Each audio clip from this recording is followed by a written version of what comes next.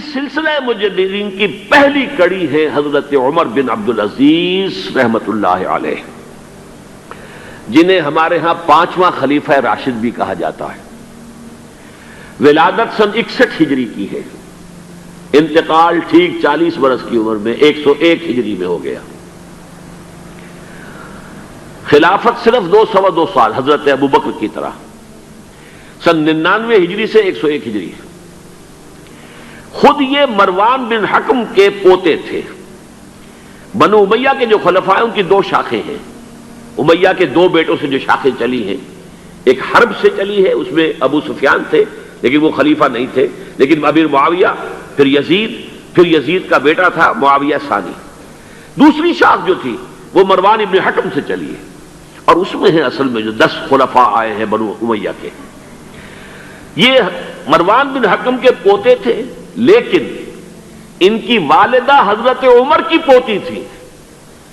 یہ جو امتزاج ہوا ہے، یہ جو حضرت عمر فاروق رضی اللہ تعالیٰ عنہ کا خون ان کی رگوں میں پہنچا ہے، اب وہ بڑا مشہور واقعہ ہے، دلچسپ واقعہ ہے کہ حضرت عمر ایک روز اپنی رات کی گشت پر تھے، جو آپ خبر گیری کے لیے رات کو سفر کرتے تھے شہر کے اندر، تو آپ نے دیکھا small hours of the morning, صبح کا فجر سے کچھ وقت پہلے کا وقت ہوگا، ایک گھر میں سے آواز آ رہی ہے ماں بیٹی کی گفتگو کی۔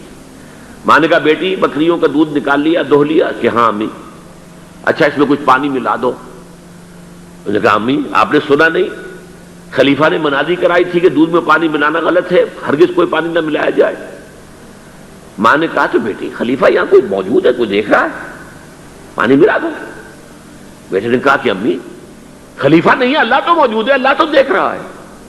حضرت عمر نے وہ بات سن لی، اس گھر کو آپ نے تاک لیا اور جا کے اپنے بیٹے عاصم سے کہا کہ وہاں رشتہ کر لو۔ وہ ہے لڑکی پھر جس کے نسل سے یہ حضرت عمر بن عبدالعزیز یہ پیدا ہوئے۔ تو یہ در حقیقت پوتی ہے حضرت عمر فاروق کی، ان کی والدہ ام عاصم، اور یہ خود پوتے تھے مروان بن حکم کے۔ اور جو 8واں خلیفہ تھا بنو امیہ کا سلیمان، اس کی وصیت کے مطابق یہ خلافت ان کو ملی تھی۔ حضرت عمر بن عبدالعزیز نے کیا کیا؟ دیکھیے ان کا تجدیدی کارنامہ صرف 3 نکات پر مشتمل ہے، یہ میں بتا چکا ہوں آپ کو۔ ابھی نہ عقائد میں کوئی کجی آئی تھی، نہ اعمال میں کوئی خرابی آئی تھی، عوام کے حکومت کے نظام میں تبدیلی ہوئی تھی، اب موروثی ہو گئی تھی اور تحکمانہ ہو گئی تھی۔ خلیفہ جو ہے وہ موروثی یا نامزد ہوتا تھا، اور یہ جاگیر بن گئی تھی اپنی ذاتی بیت المال۔ انہوں نے 3 ہی کام کیے۔ نمبر 1، ان کو خلافت ملی تھی اصل میں سلیمان جو ان سے پہلے خلیفہ تھے ان کی وصیت کی بنیاد پر، لیکن یہ احتیاط کر لی گئی تھی کہ اگر کہیں یہ وصیت پہلے لوگوں کے علم میں آ گئی تو شاید لوگ بغاوت کریں اور حضرت عمر بن عبدالعزیز کو گوارا نہ کریں۔ لیکن یہ کہ انہوں نے یہ کیا جو اس وقت کے ذمہ دار لوگ تھے کہ پہلے وصیت لا کر وصیت پر بیعت لے دی گئی کہ یہ وصیت ہم تسلیم کریں گے۔ ابھی سلیمان کے انتقال کی خبر بھی نہیں دی گئی، اسے بھی چھپا کر رکھا ہوا تھا۔ اس کے بعد وصیت کھولی گئی اور حضرت عمر بن عبدالعزیز، اور اعلان کیا گیا کہ سلیمان کا انتقال ہو گیا، تب لوگوں نے بیعت کر لی، کیونکہ بیعت تو کر چکے تھے، وصیت کی بیعت کر چکے تھے۔ اس وصیت میں سے عمر بن عبدالعزیز برآمد ہو گئے تو وہ بیعت خود بخود ہو گئی۔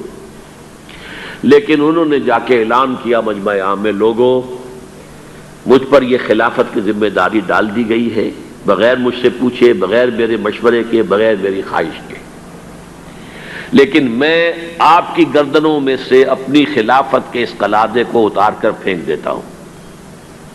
آپ جسے چاہیں اپنی آزاد مرضی سے مشورے سے خلیفہ بنا دیں۔ یہ پہلی اصلاح تھی، موروثیت ختم، نامزدگی ختم۔ اب اگر چاہتے ہیں آپ، اگر لوگوں کی رائے ہے ان کا مشورہ تو ٹھیک ہے۔ سب نے کہا بیک زبان ہم آپ پر راضی ہیں، ہم آپ ہی کو خلیفہ بنانا چاہتے ہیں۔ پہلی اصلاح تو یہ ہوگی۔ دوسرا کام یہ کیا، جتنی جاگیروں کے ڈاکومنٹس تھے، دستاویزات، وہ سب طلب کیے۔ خود اپنے گھر سے اپنی بیوی کے سارے زیورات، عبد الملک بن مروان کی بیٹی سارے زیورات بیت المال میں داخل کر دی۔ اپنی جاگیر سب سے پہلے اپنی جاگیر کو ختم کیا۔ اس زمانے میں شیڈر تو تھے نہیں، مشین تو تھی نہیں، مسجد میں بیٹھے ہوئے تھے حضرت عمر بن عبدالعزیز، اور وہ ایک ایک وسیقہ لایا جاتا تھا اور وہ قینچی سے کاٹ کاٹ کے پھینک رہے تھے. بڑا طوفان مچ گیا بنو امیہ کے لوگوں کے اندر. یہ کیا ہو رہا ہے؟ ایک وفد بھی آیا کہ دیکھیے آپ اپنے سے پہلے لوگ جو کچھ انہوں نے کیا تھا آپ اب جو چاہیں آپ کریں، لیکن پہلے جن لوگوں نے جو کچھ کیا ہے اس کی نفی تو نہ کیجیے. حضرت عمر بن عبدالعزیز پوچھتے ہیں دیکھو اگر تمہارے پاس ایک فرمان ہو امیر معاویہ کا اور ایک ہو ان کے بعد کسی چوتھے پانچویں پشت کے اندر آنے والے کا، تو کس کے فرمان کو زیادہ اہمیت ہوگی؟ سب نے کہا امیر معاویہ کے فرمان کی زیادہ اہمیت ہوگی. تو فرمایا پھر میرے پاس فرمان جو ہے وہ امیر معاویہ سے بھی بہت پہلے کا ہے. میرے پاس اللہ کی کتاب ہے، قرآن ہے، میں اس کی منہ سے طے کر رہا ہوں. لہذا ہو جائے کم وقت میں، کوئی ناراض ہوتا تو ہو. ساری جاگیریں ختم کر دی. نمبر 3 واقعہ یہ ہے کہ خود اپنی زندگی کے اندر جو عسرت اور جو تنگ دستی اور جو سادگی اختیار کی ہے، میں سمجھتا ہوں غالباً اس میں وہ حضرت ابو بکر حضرت عمر کو بھی مات دے گئے ہیں رضی اللہ تعالیٰ عنہ. حالانکہ بڑے ہی ایک تو حسین اور جمیل انسان تھے، خوش شکل، خوش لباس، شہزادے تھے، گورنر بھی رہے تھے.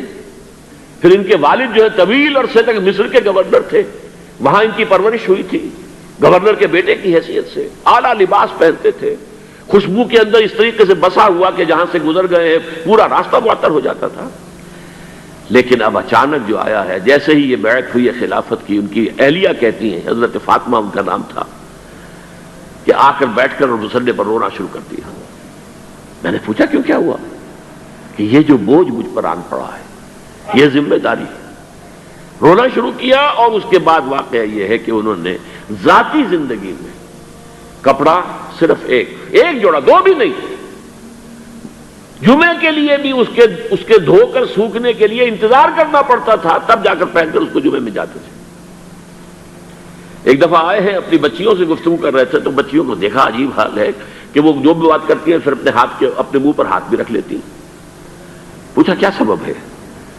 کہنے لگی آج ہم نے صرف پیاز سے روٹی کھائی ہے، ہمارے منہ سے بدبو آ رہی ہوگی، ہم نہیں چاہتی کہ آپ کو اس بدبو سے تکلیف پہنچے. حضرت عمر رونے لگے، لیکن کہا انہوں نے کہ میری بیٹیوں کیا تم یہ پسند کرو گی کہ تمہیں دنیا کی نعمتیں ملے اور عیش ہو اور تمہارا باپ جہنم میں جائے؟ ان بچیوں نے بھی رونا شروع کر دیا. سارے زیورات ختم، اپنی جاگیر ختم.